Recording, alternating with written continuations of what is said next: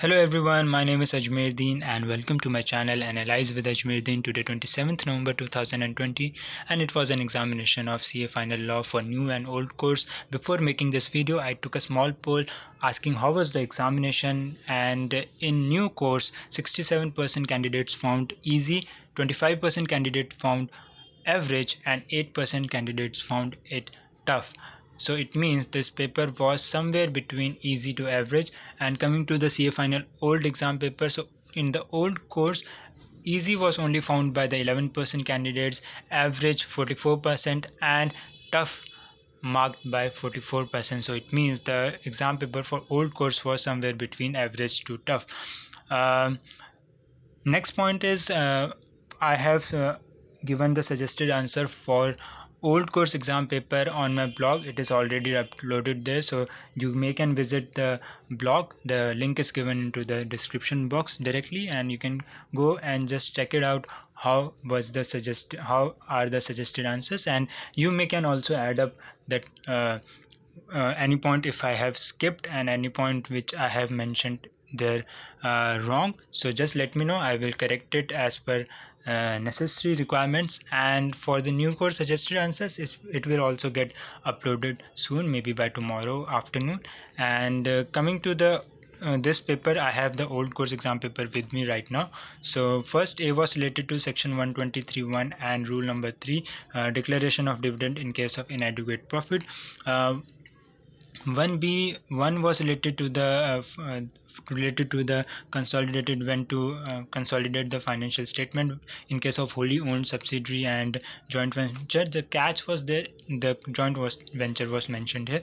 And 1B2 was related to the rotation of the statutory auditor. So these, if you know the sections, it was, I think the rotation of auditor was simply asked from there.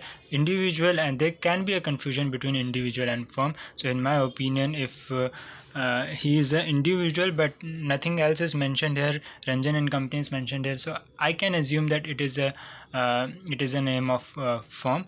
He is practicing, he is the one of the partner of the firm. Coming to the 1C was related to the filing of an application by operational creditor. So yes, after expiry of 10 days, he need to submit the copy of invoices, affidavit, etc. to the tribunal. And coming to second A was related to your subsection 2 of section number 164 regarding the disqualification. And in my opinion, first point was a declaration made by the Mr. Balan was not in order, and second, he can continue but he cannot be able to reappoint in both the companies where he is currently serving as a director.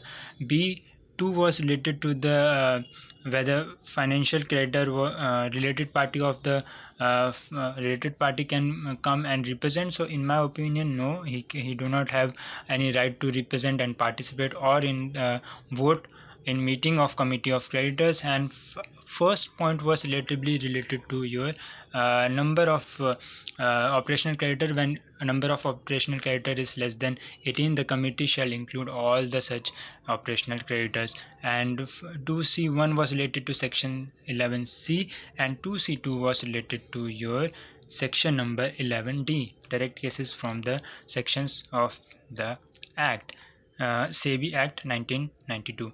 3A was related to your section number 180, where restriction on powers of boards are there. So they cannot borrow money in excess of I think in excess of the aggregate of paid up share capital, free reserves, and security premium, and this shall exclude temporary loans obtained from the banks. And regarding political contribution, then it was an amendment from Finance Act 2017 that the percentage was removed and no limit was there, just board resolution was to be passed in the board meeting. 3B was related to your rule number 8, and where application for seeking status of active company was to be mentioned, and form number MCS4 is to be used. And there are some procedure related to it, it's mentioned in the rule number 8.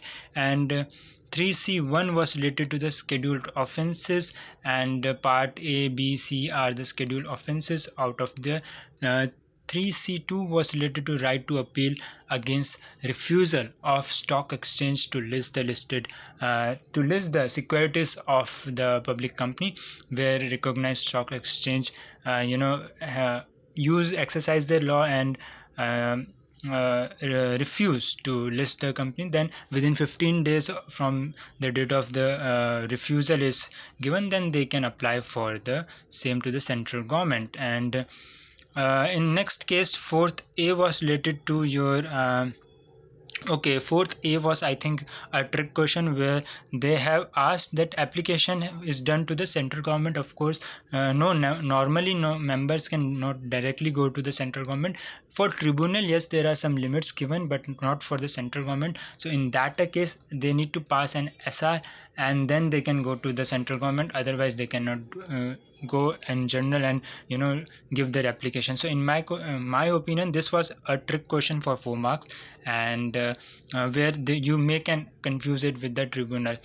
Let me know what are your views. 4th B1 was related to when more than 50%, I mean it is with one or more Indian citizen, then the company, even if company or incorporated outside India, it will be deemed that it is company incorporated in India, and the chapter number 22 and other provisions of the act are applicable to it.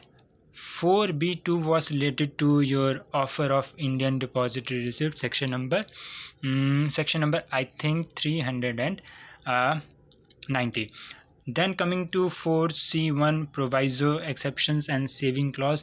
Generally, in legislature, proviso is used for exceptions, taking as an exceptions, but these three are generally in a common sense are same. But if I go to the exact definition, the proviso represent a clause which is added to a statute, for example a section, to accept something from that particular section, and an exception is excludes from the operation of enactment as such, and a saving clause exempts something special from general things. So these three are, from here we can write down the 6th B was related to your section number 244, where I think 100 members or 1/10 of the total number of members, whichever less, can apply. And in case of where shareholding is below 10% because of issue of fresh shares, then still the petition shall maintain,